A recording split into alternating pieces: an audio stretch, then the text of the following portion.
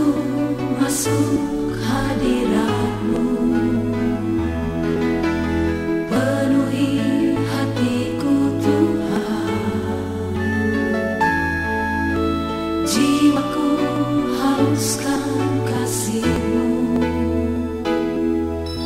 jiwaku hauskan kasih-Mu, kasih-Mu indah bagiku. Kau tampung air mataku, seperti rusa rindu sungaimu. Pulihkan aku ya Tuhan dengan kasih-Mu indah bagiku. Kau tampung air mataku, seperti rusa rindu sungaimu. Pulihkan aku ya Tuhan dengan kasih-Mu.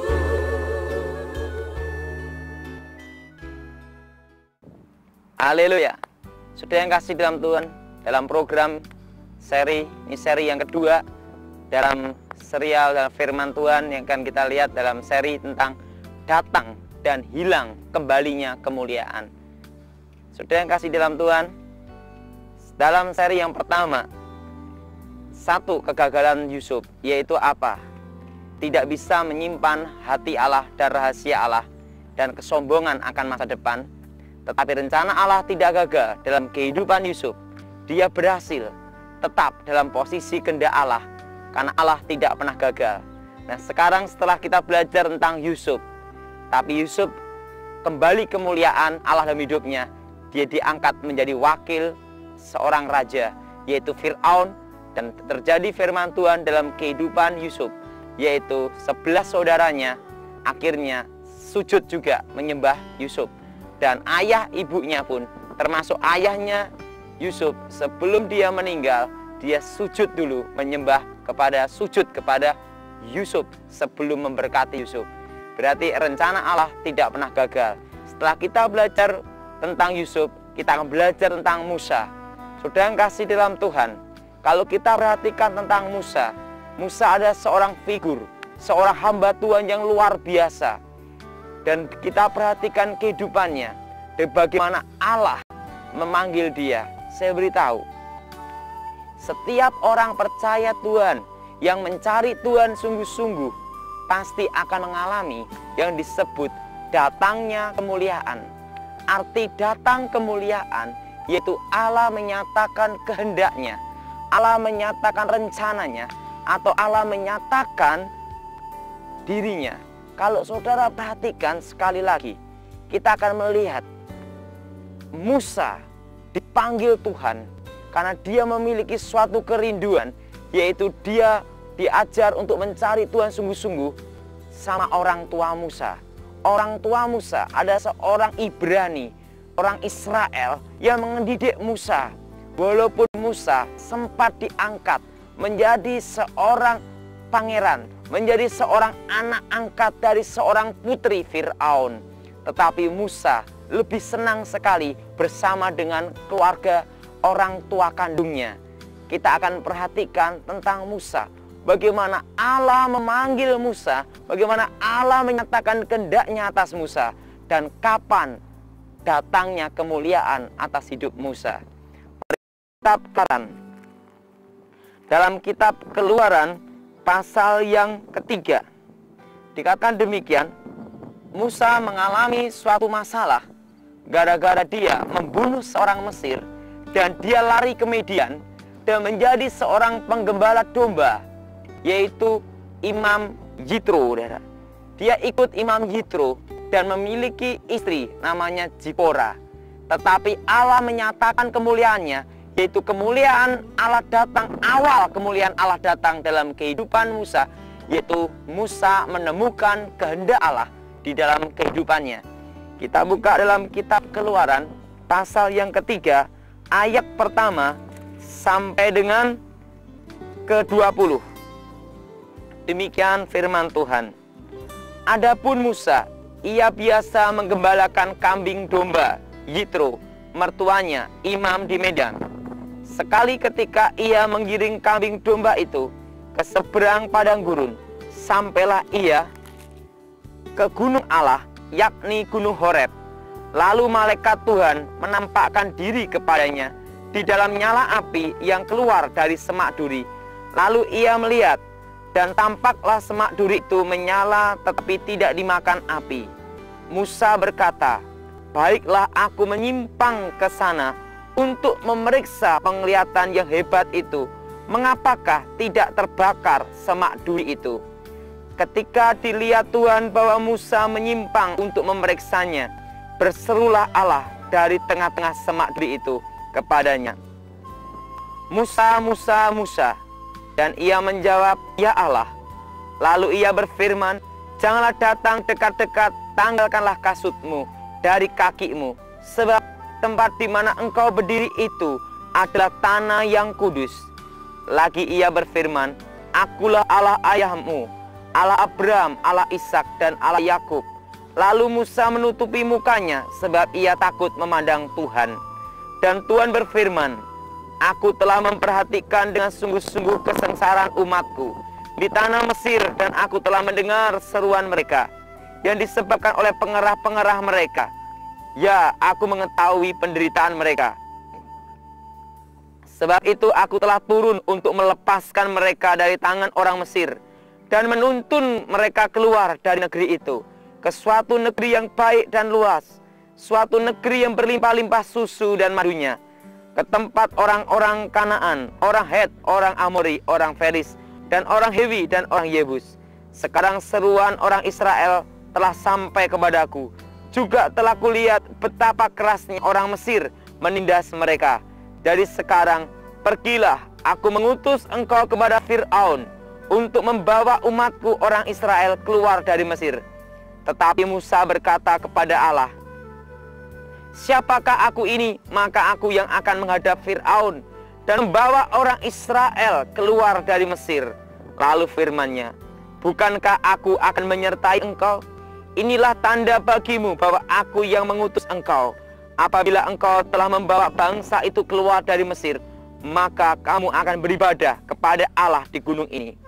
Lalu Musa berkata kepada Allah, tetapi apabila aku mendapat orang Israel dan berkata kepada mereka, Allah nenek moyangmu telah mengutus aku dan kepadamu. Dan mereka bertanya kepadaku, bagaimana tentang namanya? Apakah yang harus kujawab kepada mereka? Firman Allah kepadanya, Musa, aku adalah akulah aku. Lagi firman-Nya, beginilah katakan kepada orang Israel, akulah aku, telah mengutus aku kepadamu. Saudara bisa baca ayat-ayat berikutnya. Saudara perhatikan, Musa adalah seseorang yang mencari Tuhan sungguh-sungguh. Musa adalah orang yang berusaha menemukan kehendak Allah dalam hidupnya.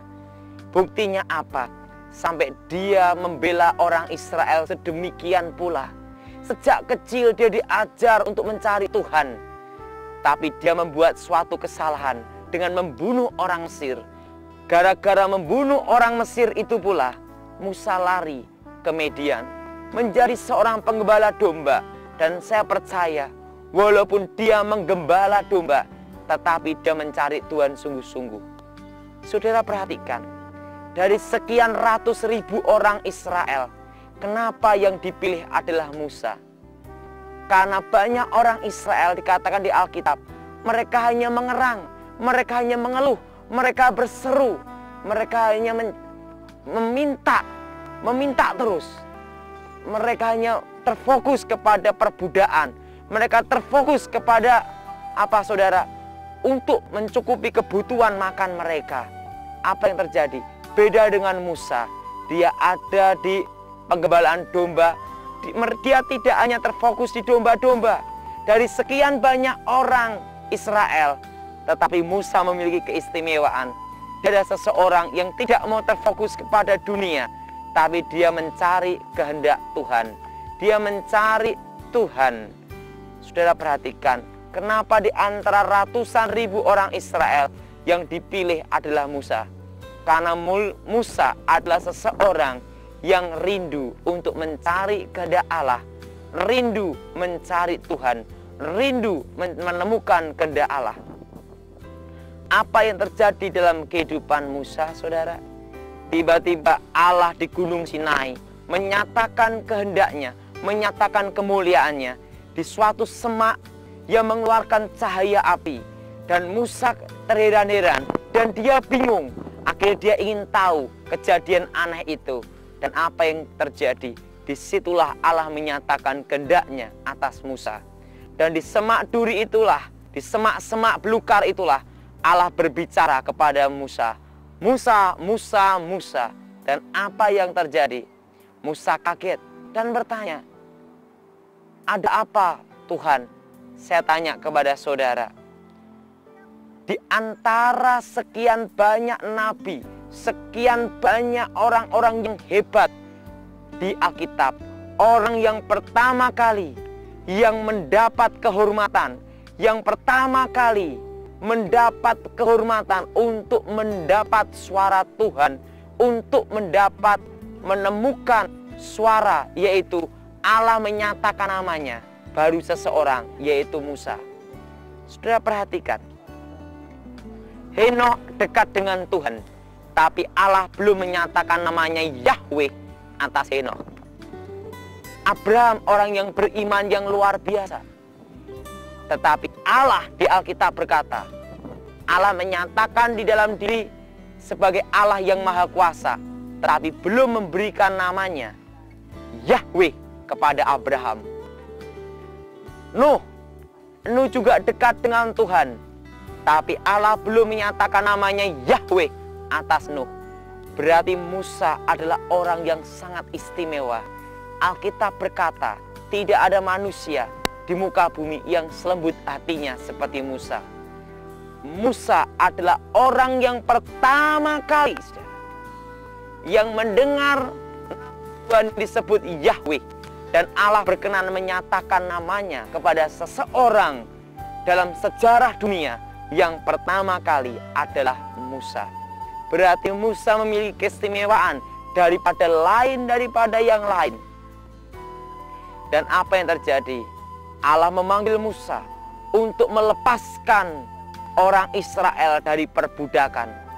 Allah memanggil Musa, berarti Allah menyatakan kemuliaan, yaitu datangnya pertama kali kemuliaan di dalam hidup Musa, yaitu pada waktu Allah berfirman atas hidup Musa untuk memimpin bangsa Israel keluar dari tanah Mesir. Dan apa yang terjadi, saudara? Musa berkata, siapakah aku ini Tuhan, sehingga menghadap Fir'aun. Musa sendiri pun minder. Musa sendiri merasa tidak mampu. Mulai merasakan siapakah aku ini orang biasa, tidak pandai bicara. Tuhan berkata, kalau aku yang menyuruh, kalau aku yang mengutus, Tuhan akan sanggupkan pula. Karena Musa minder, apa yang terjadi? Harun dipilih untuk menjadi wakil Musa yang untuk berbicara kepada Fir'aun. Dan apa yang terjadi? Musa menghadap Fir'aun. Kalau kita perhatikan Musa adalah orang yang hebat, saudara. Orang yang dipakai Tuhan luar biasa. 10 tulah diturunkan. Dan dikatakan laut Teberau aja terbelah. Kemungkinan saudara, saya perhatikan di Alkitab, yang orang yang pertama kali yang dipakai Tuhan membelah laut Teberau adalah Musa. Membelah laut. Kalau Elia atau Yosua hanya membelah sungai Yordan, tetapi Musa ini tidak tanggung-tanggung laut. Kemungkinan saudara selokan aja belum. Kemungkinan selokan yang ada di ganggang di Jakarta dibelah aja belum. Ini lebih hebat. Ini laut. Ini bicara tentang laut. Laut terbelah, saudara. Dan memimpin bangsa Israel keluar dari perbudakan. Musa adalah orang yang pertama kali yang pertama kali Allah memberikan namanya yang disebut apa? Yahweh. Bukan kepada Nuh, bukan kepada Henokh, bukan kepada Abraham, tetapi Allah menyatakan namanya Yahweh pertama kali adalah kepada Musa. Kepada Abraham Allah menyatakan sebagai Allah yang maha kuasa. Kepada Henokh Allah sebagai Allah yang maha kuasa, pencipta langit dan bumi termasuk pada Nuh. Tetapi kepada pribadi yang unik ini, yaitu Musa, Allah baru memberikan namanya, menyatakan namanya. Pada waktu Musa bertanya, kalau orang Israel bertanya, siapakah namamu? Allah memberikan nama apa? Aku adalah aku, Yahweh, nama keramat Tuhan. Saya beritahu, orang Yahudi, orang Israel zaman dahulu, kalau mau nyebut nama Yahweh itu tidak sembarangan. Maka diganti namanya Adonai, Elohim, Yehova. Tapi untuk menyebut nama Yahweh itu nama keramat. Orang pertama kali yang mendengar nama keramat Tuhan adalah seorang di muka bumi. Yang pertama kali adalah Musa. Berarti Musa adalah orang yang hebat sekali yang dipakai Tuhan. Laut Teberau terbelah. Dan apa yang terjadi? Musa pula, kalau kita perhatikan, dari orang yang pertama kali melihat jari Allah, yaitu 10 perintah Allah ditulis dalam loh batu. Yaitu apa? Jari Allah menulis 10 perintah Allah itu. Saya beritahu, walaupun 10 loh itu akhirnya jatuh, dilemparkan gara-gara orang Israel murtad menyembah dewa, yaitu lembu emas, dewa-dewa asing. Tapi akhirnya Musa tetap membuat loh lagi, minta kepada Tuhan 10 perintah Allah itu. Tetapi Musa memiliki keunikan, yaitu 10 perintah Allah itu ditulis dengan jari Allah sendiri. Dan ingat, itu hal yang sangat luar biasa. Musa betul-betul orang yang hebat, saudara. Yaitu apa, saudara? Dia yang pertama kali mendengar nama Yahweh. Dia orang yang pertama kali melihat jari Allah. Dan kalau kita perhatikan, mara air yang pahit pun diubah menjadi apa? Manis dengan kayu. Tuhan pakai Musa. Apa yang terjadi? Kenapa? Apakah Musa pernah mengalami hilang kemuliaan? Iya, Musa pernah mengalami datangnya kemuliaan. Tetapi Musa juga pernah mengalami hilangnya kemuliaan. Akibat hilang kemuliaan itu, Musa tidak boleh masuk ke tanah perjanjian. Yaitu apa? Gara-gara emosi, gara-gara marah. Karena apa? Saya bisa memaklumi apa yang dalam diri Musa. Bayangin, 40 tahun lamanya orang Israel itu memberontak. Saya tidak bisa membayangkan kalau saya jadi Musa. Bayangkan, saudara, mimpin ratusan ribu orang yang berbagai karakter, yang suka menggerutu, yang suka bersungut-sungut, yang suka membelot, yang suka memberontak, saudara. Tapi apa yang terjadi? Gara-gara emosi, saudara. Karena pada waktu orang Israel bersungut-sungut ngomong, lebih baik kami mati, lebih baik kembali ke Mesir. Gara-gara jengkel emosi, harusnya Musa cukup bicara pada batu supaya batu itu mengeluarkan air. Tapi gara-gara emosi, Musa mencuri kemuliaan Tuhan. Yaitu apa? Dia pukul dengan tongkatnya sehingga keluar air itu. Dan itu menyebabkan Musa tidak boleh masuk tanah perjanjian. Hilang kemuliaan. Gara-gara apa, saudara? Emosi, saudara. Saya beritahu, orang marah belum tentu dosa. Tapi orang yang marah itu adalah menimbulkan banyak dosa. Orang yang marah belum tentu berbuat dosa. Tapi orang marah bisa mengakibatkan banyak dosa. Yesus pernah marah, tapi tidak berbuat dosa. Tapi marah membuat banyak sekali kesalahan, bisa menimbulkan banyak kesalahan atau bisa menimbulkan banyak dosa. Apa yang terjadi, saudara? Karena marah emosi, Musa mencuri kemuliaan Tuhan, memukul batu itu dengan tongkatnya. Apa yang terjadi? Gara-gara emosi, Musa tidak boleh masuk tanah perjanjian. Demikian, saudara.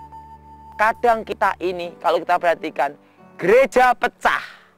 Gara-gara apa? Emosi.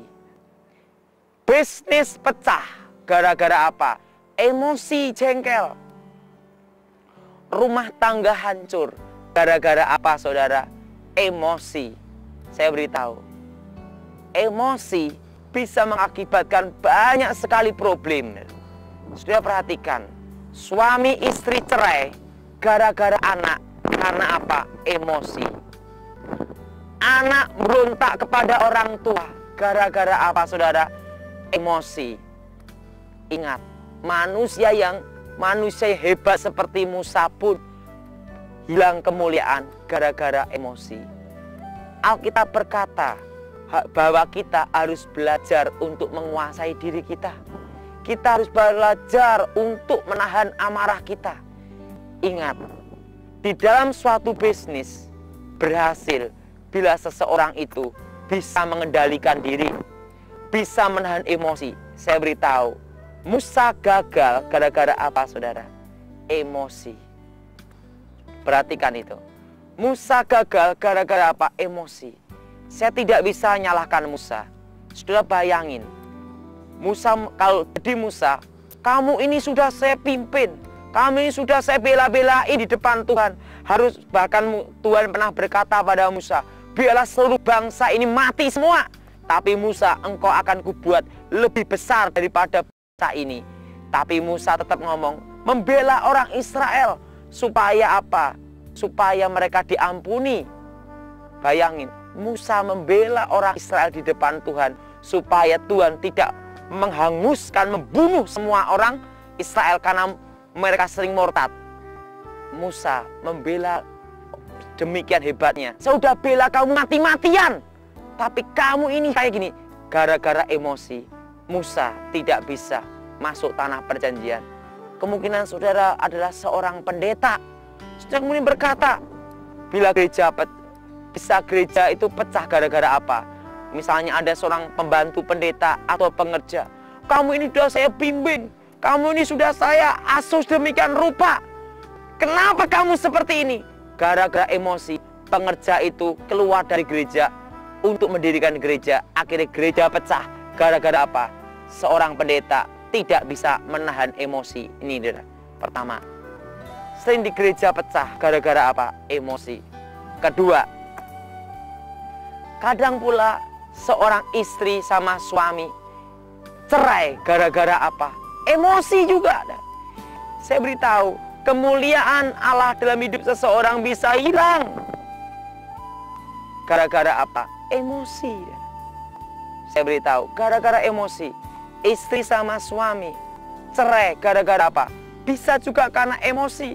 Kemungkinan menjadi istri kata demikian, kamu ini suami udah berzina, udah bertahun-tahun, kamu makan sudah saya kasih makan, sudah saya ladeni sedemikian bagusnya, tapi kamu ini tidak kurang tahu diri.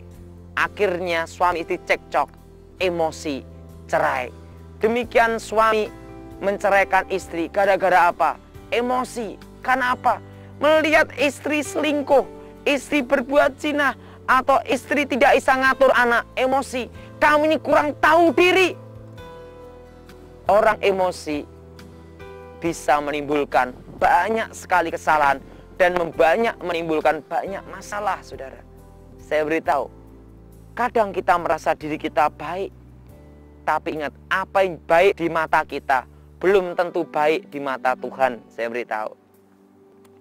Apa yang terjadi, saudara? Rumah tangga hancur gara-gara apa? Emosi. Demikian anak keluar dari rumah karena apa? Emosi. Saya dikengkang kepada orang tua ngengkang terus. Orang tua cerewet sekali. Emosi keluar dari rumah. Saya beritahu, banyak rumah tangga hancur gara-gara emosi. Banyak gereja pecah gara-gara emosi. Juga bisnis hancur gara-gara emosi. Misalnya, saudara, gara-gara emosi, misalnya saudara, apa yang terjadi? Gara-gara emosi, suatu bisnis yang dibangun bertahun-tahun, melihat pembukuan, melihat kongsi atau teman bisnis. Loh, kamu dulu ini miskin, kamu saya bukan jadi kaya gini, gara-gara saya kan? Emosi, akhirnya bertengkar, akhirnya perusahaan pecah. Akhirnya perusahaan hancur. Gara-gara apa? Emosi. Atau perusahaan stagnasi, emosi. Demikian juga pegawai keluar dari tempat kerja. Gara-gara apa? Emosi. Saya beritahu, emosi bisa membuat orang kehilangan kemuliaan.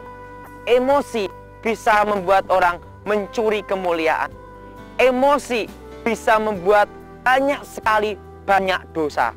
Saya beritahu, orang emosi bisa menimbulkan banyak dosa. Ingat, Musa adalah orang yang hebat pun hilang kemuliaan, mencuri kemuliaan Allah. Gara-gara apa? Emosi, saudara. Sepele, tetapi ini berdampak luar biasa. Musa tidak boleh masuk tanah perjanjian. Apakah kemuliaan Allah tidak kembali lagi atas Musa? Tidak. Kemuliaan Allah kembali lagi pada Musa. Apa yang terjadi? Musa tetap diampuni, tetapi dia hanya berpijak di tepi perbatasan melihat tanah yang dijanjikan Tuhan. Dia hanya mendapat karunia melihat, tetapi tidak menikmati tanah perjanjian itu. Saya kasihan kepadamu. Kalau kita perhatikan, kita kasihan kepada Musa. Musa orang hebat, tapi dia kehilangan kemuliaan. Tapi rencana Allah tetap tidak gagal dalam kehidupan Musa. Yaitu apa, saudara?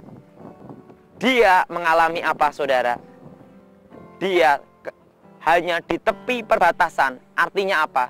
Melihat apa yang harus dijanjikan Allah. Dia hanya melihat. Tapi apakah rencana Allah gagal gara-gara Musa karena hilang kemuliaan? Tidak. Rencana Allah dalam kehidupan Musa tetap berhasil. Apa buktinya? Yaitu melepaskan orang Israel dari Mesir perbudakan dan memimpin sampai tepi perbatasan. Walaupun setelah itu Yosua yang menggantikan.